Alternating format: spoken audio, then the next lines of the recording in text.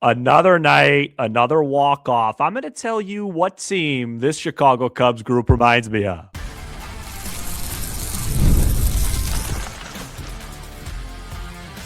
You are Locked On Cubs, your daily Chicago Cubs podcast. Part of the Locked On Podcast Network, your team every day.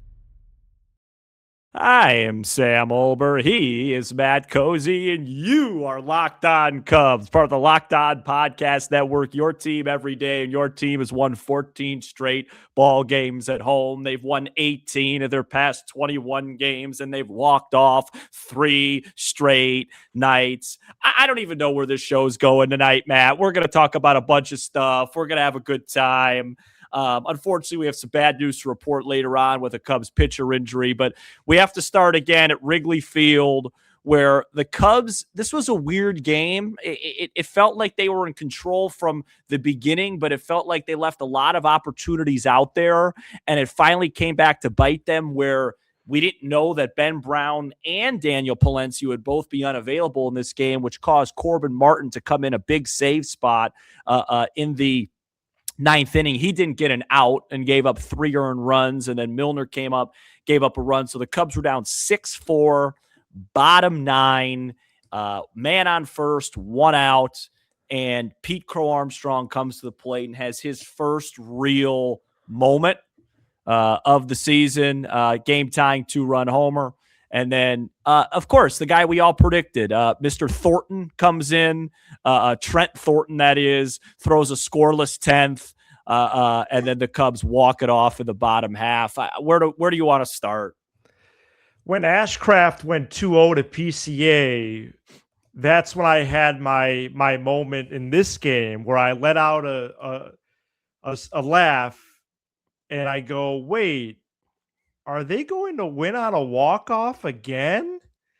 And they did. I know it's kind of a strange moment to pick out, but that's what happened. I was on my couch getting ready for the show, and for I was outside. When Ashcraft went down in the count there to Pete, I thought they were going to come back and win. And that's exactly what happened. You know, going into the 9th, this game was only was it 2 hours and 15 minutes old? It was going by really quick. And like you said, they weren't controlled from the outset, despite maybe an inning or two where they could have added on insurance. But the resolve of this team, the resilience, the attitude, and their, most of all, their play on the field has been a joy to be a part of. And they're 25-12. They're 18-3 since April 14th. And this is the best start since 2016, when that team began the year 27-10. I mean, this team is only 2 games off that pace. And at this point, we have to say, this run that they're on the last 3+ weeks now is one of the best regular season runs of our lifetime. It is. And that's incredible. Every day is fun. They're never out of it. They have a laundry list of injuries that they added to with a player who was already on it today, but they never lose. I was on the phone with my cousin Scott in the 10th, and I called him because I didn't know if he was watching or not, and I was like, "You got to turn on the." You called me as well. Yeah, I was like, "You got to turn on the Cub game." They got a guy named Trent Thornton coming in. He just got a double play ball. I stayed on the phone with him, and the minute they walked Suzuki to load the bases, so dumb. I was like, this feels like a walk-off hit by pitch or a walk-off walk coming, because it's just how it's going. I was talking about this yesterday. It's like you just, instead of sitting, because most of my life watching this team and watching a lot of my teams, you wonder what can go wrong.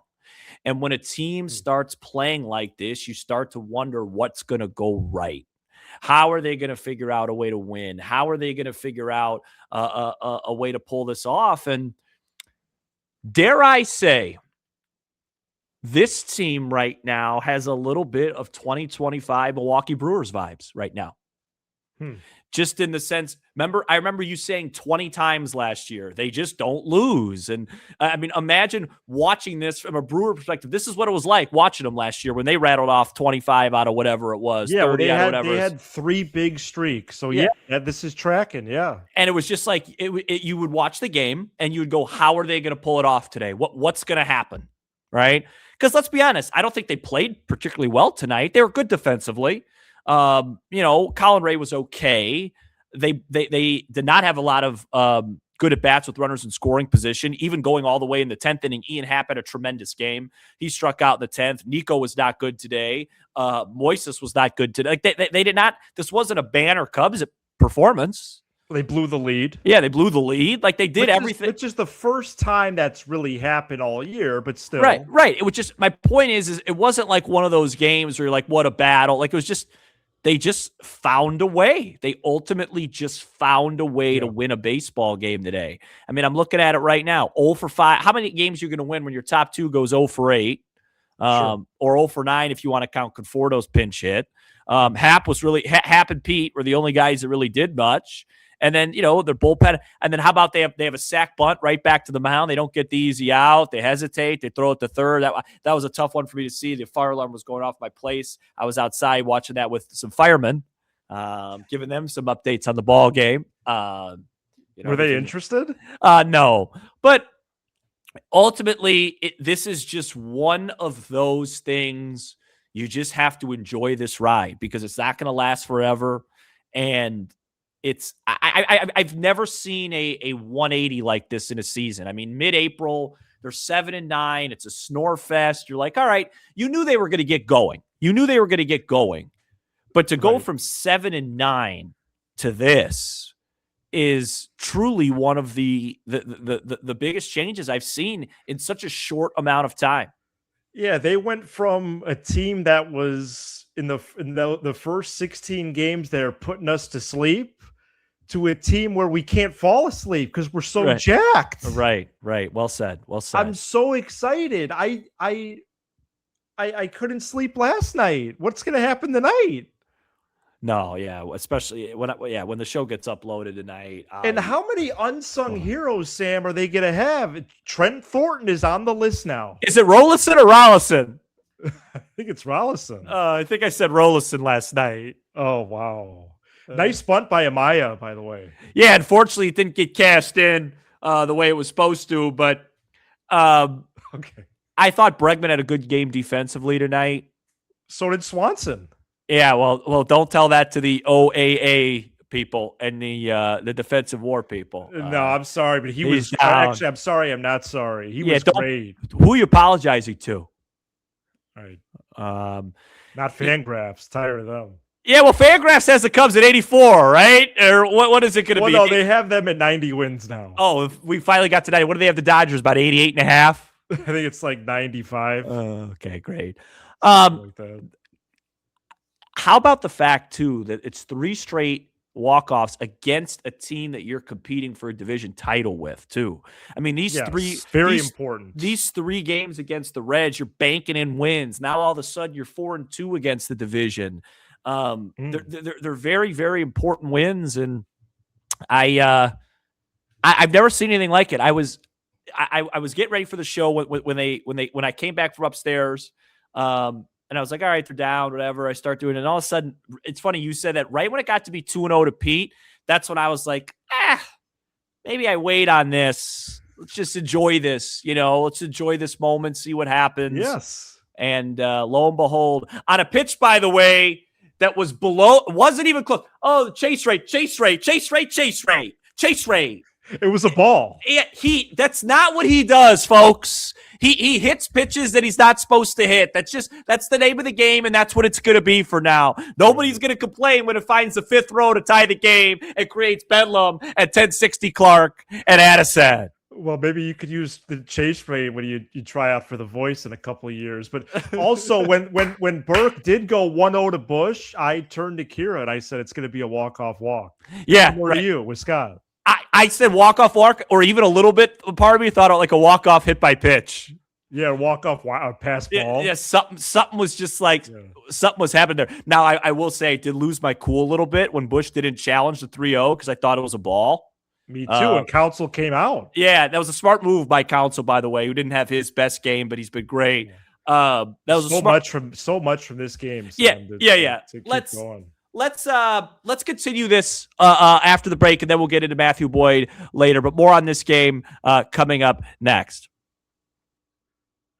Today's episode is brought to you by Indeed. Workplace chaos, deadline stacking up, inbox overflowing, and the one position you have to fill still sitting open. When the pressure's on, you need the right hire. This is a job for sponsored jobs. Indeed Sponsored Jobs helps you reach the people who actually fit what you're looking for. Skills, experience, locations. So you're not just hoping the right candidate stumbles across your post. And here's a stat that says it all. In the minute I've been talking to you, companies like yours made 27 hires on Indeed, according to Indeed data worldwide. So if you're hiring, spend less time searching and more time interviewing candidates who check all your boxes with Indeed Sponsored Jobs. And listeners of this show will get a $75 sponsored job credit to help get your job the premium status it deserves at Indeed.com/podcast. Just go to Indeed.com/podcast and support our show by saying you heard about Indeed on Locked On Cubs.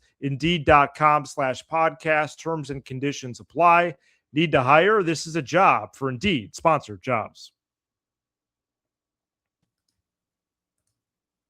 Thank you for making Locked On Cubs your first listen of the day. If you haven't already, go check out our new Everydayer Club, which includes ad-free episodes and more. Go to lockedoncubs.supercast.com or click the link in this episode description.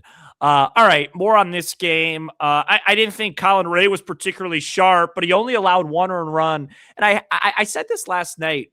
I feel like every night, besides for Shota, I say the same thing about our starter. Wasn't particularly sharp, battled, and gave us a great chance to win. Yeah, it's been a similar rhythm each time, hasn't it? Yeah, it's just like, he was fighting his command early and all these things. Maybe he gets into the sixth. Yeah, it's really, admirable the way that they're fighting there. Jacob Webb, he's starting to string it together here. He looked the part tonight. Phil the Thrill Maton with a good scoreless inning there. Trademarked that nickname. And then Matt, it was a disaster for Corbin Martin, who by the time I got downstairs when the fire alarms were going off, the Cubs game was tied. And when I left it was 6-4. So Ray only 60% strikes on 98 pitches. Yeah, he didn't have his best stuff tonight. Webb lights out. Maton strong, like you said. I think there's a real chance Corbin Martin's last game was on Wednesday night, and his tribe has spoken. Cue the Survivor music. Sam, he's recorded 3 outs combined over his last 3 appearances. Today and a couple appearances ago, he didn't even record an out. He's given up 4 hits, 2 of them homers, 4 walks in those 3 games. And I think his time here is likely done, especially too because Ethan Roberts and Gavin Hollowell are both pitching well. Hollowell has 15 strikeouts to 6 walks with only 4 hits allowed in 8 innings down there. So get him up. Get him up now. He's doing it again with the K rate. I just think that's an easy decision on at least him, and maybe they try to get Roberts on the roster too, at least before the road trip. It was tough that Palencia, not doing consecutive games yet. Brown threw 24 pitches Saturday, 25 Monday. So I guess he was in gym shoes because of that. Hopefully it's nothing beyond that. Maybe if Counsell had to do it again, he would have Milner get the 9th from the start. But then again, Milner wasn't sharp tonight either. He actually went back out for the 10th, walked the leadoff man, and then Trent Thornton was outstanding in his debut. So Counsell and Hoyer, no doubt, are going to be talking a lot tonight. Yeah, and I think what's what the word I'm looking for? Like the right karma thing to do is to bring Roberts back up because he did nothing to get sent down and he got hit, already here. Yeah. and he got hit by a vent to lacerate his finger. And unfortunately, Matt, I love to see, by the way, Hollowell. You know me. I love too. Strikeout numbers, but unfortunately, that's not the only freak accident to report as we transition a little bit after this game. Before this game, I was sitting down, doing my work, and all of a sudden I get a text. Is that true? I say, what do you, oh no, not this again. And I see McGregor, I see Rogers. Counsel says that Matthew Boyd has hurt his meniscus. He'll be getting surgery. He hurt his meniscus playing with his kids this morning, I think is really the official report. Mm-hmm. And look, I didn't do that yet. I did my research on this. There's basically two ways to repair the meniscus. Number one is a full repair, like saving the ligaments in the meniscus, which you would probably do for a younger player. That would be like his season would be over. Okay. But if they do a partial, I don't even know how to say this word, meniscectomy, I guess would be the word. Where you just remove the torn part, you kind of chop off the torn part and you leave it, the rest of it.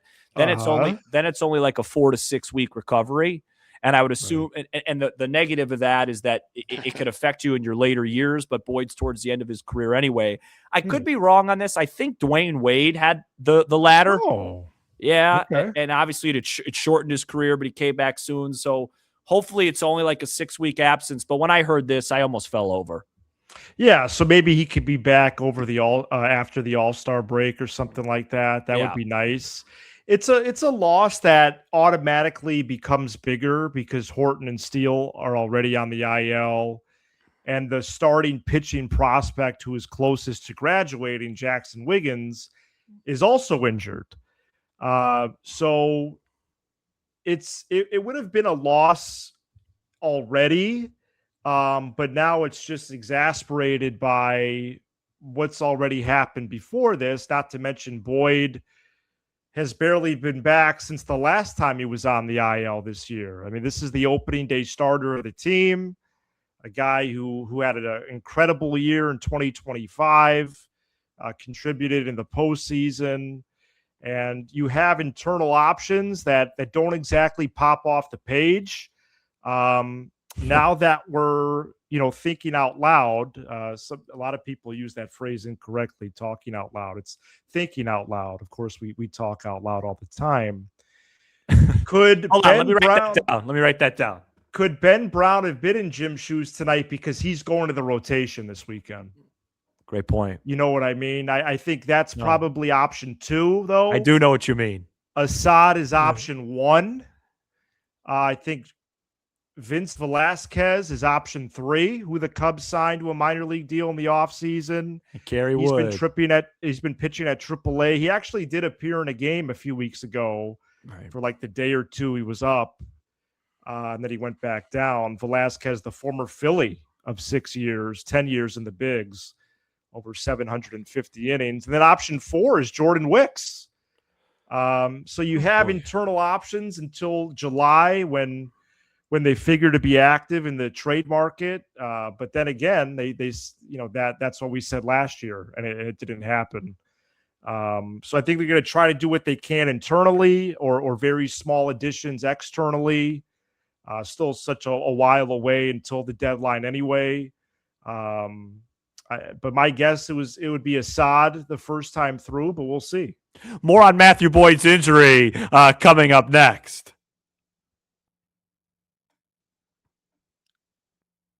This episode is brought to you by Gametime. MLB season is back, and you could feel it. Fresh starts, big expectations, and that first crack of the bat. Whether it's a breakout rookie or division race that goes down to the wire, there's nothing like being in the ballpark for it. The only problem, getting tickets can feel like a grind. Long queues, surprise fees, prices jumping at checkout. That's where there's Gametime. The Gametime app gives fans the advantage with constant innovation. It's how you unlock amazing tickets and experiences at just a few taps. It's simple to use. The Game Time guarantee means you get 100% authentic tickets delivered on time at the best price. And here's the best part. Fees are included in the price you see. What you see is what you pay, period, folks.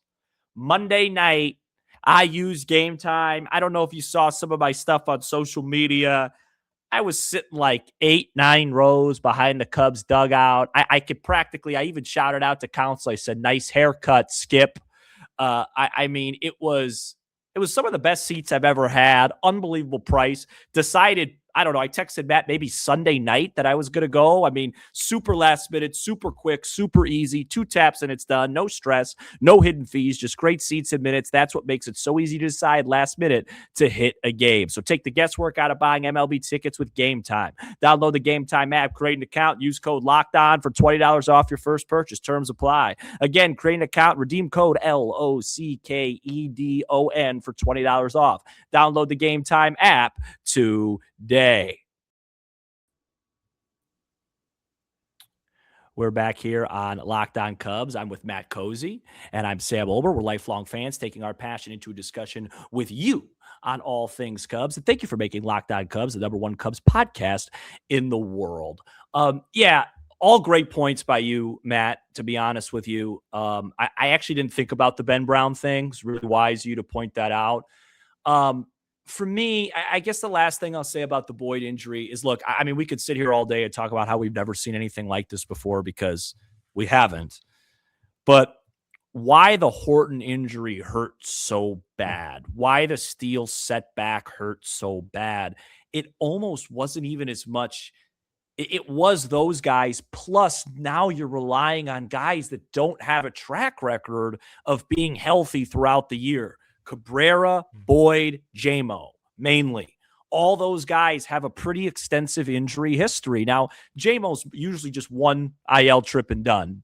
But, you know, Boyd's had a bunch of issues, and this seems unrelated to that. But, you know, it's just getting real thin, and you know, you want to enjoy this moment. You have to enjoy this moment. But there is a part of me that just is like, how are they going to get outs in like the middle of June, and like how are they going to piece this together? I've never seen anything like it. Yeah, I think it's a good question. I think that there's going to be relievers healthy that come back by that point. Thielbar, Harvey, hopefully are back and they're good. I think that shortens the game. I think a healthy bullpen will help the rotation situation, and you know, to try to get 5 innings and go to the pen every game or just about every game. I wonder about the sustainability of that too. And you figure there's going to be a clunker in there every now and then. If you do have, you know, your 9th guy on the depth chart entering the year pitching every 5 days, you know, whoever that ends up being, whether it is a Wicks, who I think was 9th entering the year, or Assad, who was 8th. Yeah, it's not ideal to have your 8th and 9th guys in the rotation pitching as much as they're probably going to have to. In the moment, I'm not thinking about it as much as I thought I would, even though this is now becoming just overwhelming, overpowering with injuries. It's almost surreal to the level it's at. Like another headline about another surgery or whatever. Yeah, but the position players are so good right now. They have 12 guys who are all contributing and all crushing it, either offensively, defensively, or for some of those 12, both. And right now that's helping out a lot. They're capable of this for a long time. But yeah, who opens these games, who goes 4, 5, 6 innings is going to be really important. And I think where my fear may land is what you hinted at, like, is more of the what if game. And what if, you know, something happens to Cabrera? Because then at that point it would be dire, and you just hope it doesn't get to something catastrophic like that, even though you could define it like that now fairly. Well, and it's just frustrating because, you know, and I said this last week when I did the show after talking with Steele. It's like, it just doesn't work like this. You have 23 Steele or 24 Steele. Like that version of Steele you put on this team, and now you're talking about a team that absolutely has a great chance of beating the Dodgers, or Cade versus the Brewers. And it just seems like and look at it in 2016, like to win a world championship, everything has to go right. Everything, like for the most part. And, it worked out. It was John Lester's best year as a Cub. It was Kyle Hendricks' best year of his career at the same time that everybody performed, and it's like, unfortunately, they just haven't been able to mash it together yet, where they've had some unbelievable individual pitching seasons. And now it seems like the position player group is championship good. Maybe that's a little early to say, but that happens. And, we'll see. It's a long year ahead, and hopefully they can get some help soon and just keep winning games so they could buy time for these guys. No, I think that's true. And in 2016, they only had 5 guys make starts outside of the rotation. No, it was 6 guys, and I think like 8 starts or something something crazy outside of the main 5. And that just, it's so rare, but that is a big reason why they won. And Sam, I'm curious because, they're minus 205 on FanDuel on Thursday. Yeah. Shota's going their best pitcher, who has absorbed a lot of this stress on the rotation. Rhett Lauder was awful last outing. Yep. This does seem like it's trending. It's very possible they keep the streak going Thursday, right? Absolutely. It's funny you mentioned that. I just looked at that like 10 minutes ago. I didn't realize that was the matchup. It's a very favorable matchup. The Reds got to win that game tomorrow. So I'd expect their best. Demoralizing week for them. Yeah, but oh boy, very, very good opportunity for the Cubs to a 4-game sweep the Reds, which I can't remember the last time this happened. They did it to us last year at their ballpark. Before we get out of here, Matt, little trivia for you. This Wednesday was the 28th anniversary of Kerry Wood's 20 strikeout game. Would you like to take a shot at guessing the Cubs lineup that day? I can help you out if you'd like. Yeah, I'll take a shot at that. I'm going to do defensively, though, not batting order. That's fine. Whatever works. So Sosa in right. That's correct. Kevin Orie at third. Beautifully done. Rodriguez catching. Martinez. Excuse me, Sandy Martinez. Yes. But you do have that. You're right. Rodriguez in left. Yeah, Henry Rodriguez. Oh, Henry. Yeah.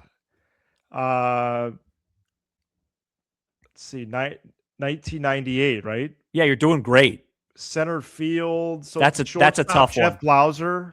Beautifully. Second base, Morandini. Unbelievable. First base, Grace. You just nailed it. You have one more left. Yeah, center field. I'm having a little bit of a brain freeze, so I think we should stall a bit because I think I am going to go 9 for 9 here. I wouldn't get this one, I don't think. I did mean Sandy Martinez, by the way. I do apologize to the audience. I misspoke. Henry Rodriguez, I believe. Good hitter. Good lefty hitter and left. Okay, 98 Cubs, center field. Was it Jerome Walton? No. All right, this one's really hard. This is a hard one. I believe he had a walk-off this year against the White Sox early in the year. Brian McRae? No, first letter of the first name's right. It is. Okay. Yeah, first letter. Brown. Correct. Wow. Great work by you. I would have not gotten Brant Brown, and that was really well done. Really well done. Yeah, I love this team, and I'm jacked up right now. I noticed watching back some of Kerry Wood's footage that day. Man, I know that guys now are much better pitchers, but boy, back then the hitters didn't have it easy with the umpiring. I mean, Kerry Wood was getting 6 inches off the plate. He was throwing 100 in the lefty batter's box, and guys were getting rung up, and they weren't even complaining. Yeah, they didn't go back to the dugout and look at the iPad. Yeah, no, there's no ABS or iPad stuff. They still found a way to hit. Thank you for tuning in to Locked On Cubs. Make sure you subscribe and follow. Had one of the worst challenges I've seen so far this game. Ever. I picked him up in fantasy. Follow so you get all the latest episodes right over the plate. For those of you on video, we send you the first ever 24/7 national Locked On Podcast Network YouTube channel and audio. Make sure your second listen is Locked On Cubs. For Matt Cozy, they call me Sam Olber. This is Locked On Cubs. 14 in a row at home. They may never lose again.